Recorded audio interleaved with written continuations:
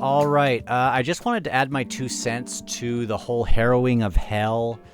It's been making the rounds with people talking about it a little bit more. I'm glad that they are. I was going to do, I was going to do a really long thing about that, and I still could. But I want to bring up another little element to the conversation that I think maybe people don't always think about. And this is coming from... this is just coming from me. I don't necessarily know if this is absolutely right, but it's interesting to think about, I think. The harrowing of hell, this is the moment where Jesus, he dies, and then he goes to the gates of hell and knocks them in. And basically, when you look at these pictures, it shows some commonalities. It shows him breaking down the doors. You see a door in a lot of these different pictures. If you went and looked through, it has like a demon sort of character like this in a lot of them, or a dragon. Like you can see this one here is a dragon. Sometimes they're coming right out of the mouth of the dragon. And then often, I should have found another one, but note all these people, but let me find another one. This one will do. Let me go back. Well, there we go. Oh, no. Shoot. Here it is. Often it has Adam and Eve as the ones that are being the first of the procession. And you can put on your temple ears or whatever. The first of the procession being led out of the gate, being led by the hand by Jesus out the gate. And it's like this grand procession out of hell. Now, I love stories. I love the structure of stories. If, in another life, or if I could get better at writing stories, that would be my dream job. It's just to write,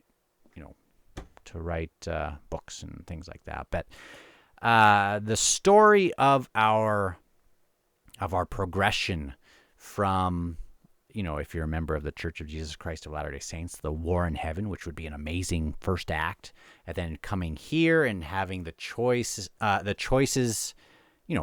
ability to choose, and then the end point is living in heaven. But some of the narrative in the story is just so missed, or not talked about as much. I think of it as like we know points A to Z, but we are less interested in some of the amazing narrative in between. And some of it, especially this aspect of the harrowing of hell and a lot of this medieval art, it was lost during, kind of lost in the conversation. I don't know if it's because of the Protestant Reformation, and it just kind of would go against their narrative of sola scriptura. They don't see enough about this specific tradition, and it was just kind of rejected, or I'm not even sure why.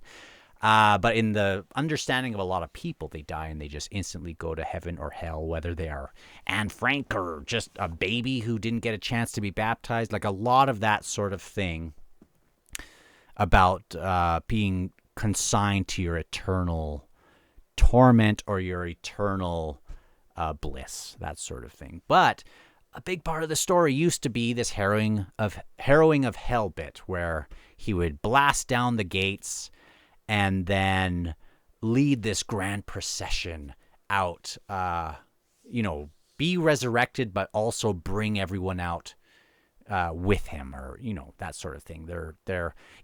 It's like, think of the gates of hell. We think of the gates of hell will not prevail against thee, as being like it won't prevail against the church, but actually the gates of hell are being knocked in so that these people can be released, follow him to whatever eternal reward or that sort of thing.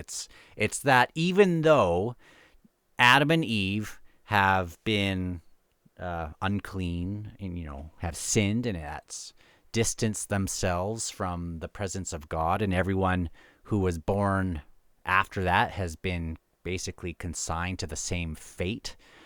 Every death, it was looking like they were claiming another victim, sort of thing. And that's, we could go on a tangent with like they can't return because of the flaming sword, and everyone's basically consigned to this death and whatever.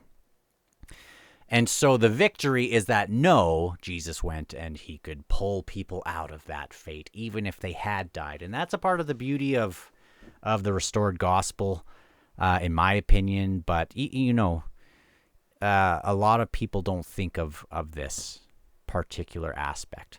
Now, I want to bring it to the LDS temples. Obviously, we talk about redeeming the dead, and that's exactly tied to this idea that people who didn't get a chance could be redeemed. Look at this one down here, out of the mouth of a lot of them have the gates as a cross, that sort of thing.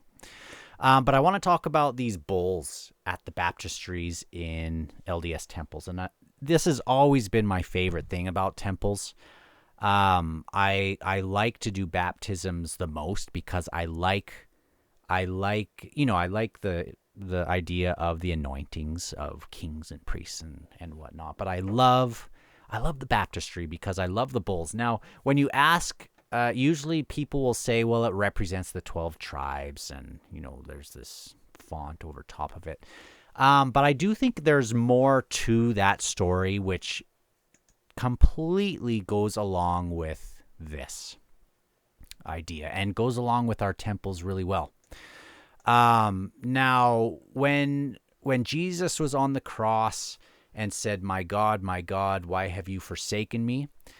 There is this, I can't remember how it's linked, but we have the Psalm 22, 12. I guess I could go to the whole thing, but I'm being lazy tonight. You can go check all this.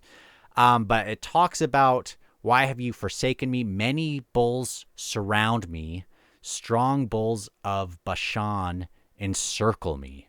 And if you could think of any place that could be applicable symbolically in a certain way, it would be these fonts. And you could also go to the Old Testament kind of things like this outside of the tent at the tabernacle. They had these bulls surrounding.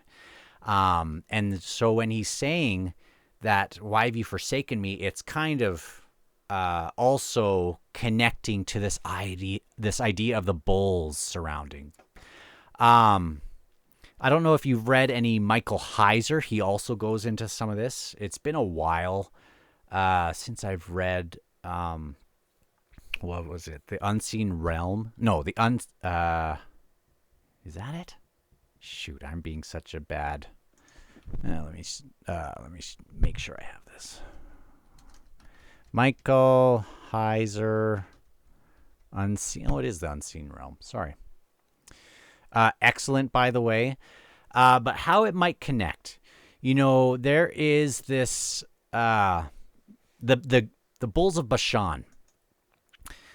Where Bashan is, it's linked to this specific area, which is also linked to the giants in the Old Testament, which is also linked to like the divine beings, like the Nephilim, who came down and they shouldn't have been there, and they contaminated the line of humans and whatever with this cross contamination that needed to be. It shouldn't have been there. And it's interesting that a part of the Bible story is you see in things like with Joshua, he's going in specifically to get rid of the offspring of these giants. And you can see in the Book of the Giants and Enoch and this sort of idea. But this Bashan area with these bulls was like the touch place where that was supposed to have happened. And so in Jesus's first century world, this area to the Jews had this sort of spiritual kind of, I mean, in a bad way, like spiritually charged area that was kind of a demonic sort of terrible place, this Mount Hermon or whatever. Or I might be mixing some stuff up. But anyway, it has to do with these bulls. And when Jesus takes, who does he take? I can't remember. He takes Peter, James, and John to this area in, I think, Matthew 16. And he says, on this rock I will build my church, and the gates of hell shall not prevail against it. And he's actually specifically in the location of this Bashan. Does that make sense? So he's in this demonically charged, in the minds of the people, and who knows, maybe even in reality, this location which is like the worst haunted house sort of evil location you don't want to be, and says, upon this very rock, on your ground zero, the gates of hell shall not prevail against it. Or I will build my church. Sorry. I will build my church on your ground zero. On your spiritual ground zero. And so that's him declaring to all the demons that, you know, I'm here and I am the Messiah for all these people who are stuck in the eyes of Bashan, all these people who are down in this Hades, this spiritual realm with the gates at Bashan with these bulls. So going back here, it's interesting that would have freaked out Peter, James, and John, or whoever was there in Matthew 16. But he was stating his claim, and he dies, and he makes another reference to these bulls. And it's very interesting that in these pictures now, and you think of the temple, and you think of going through as Adam and Eve, right? That in these pictures of the harrowing of hell, they are being pulled from that life by the hand, often, out of that gate. He's blasted the gate, and he will take who he will based on their desire and faith and whatever to follow him out.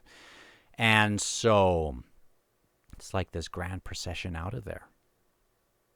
And I just think of our temple experience at Vales and whatnot, and I also think of our I think of these bulls and these fonts, that upon this rock where this ground zero of death, and remember, baptism represents a death and coming out, that even in a spiritual sense, this ground zero of the gates of hell, so to speak, even though I'm not trying to equate, the temples of being any kind of thing like that, but what it's representing of coming out spiritually from this location. So anyway, there's a lot of interesting stuff on this subject, and I could ramble on it over, and I could just ramble about it. There's so much interesting stuff in the story that we just don't really talk about. And this is one of the greatest things. We always celebrate the resurrection, but I don't think we celebrate or talk about this grand procession out of, the victories won. The victories won in this moment. So anyway, thought I'd share that, and I'll talk to you guys later. Bye.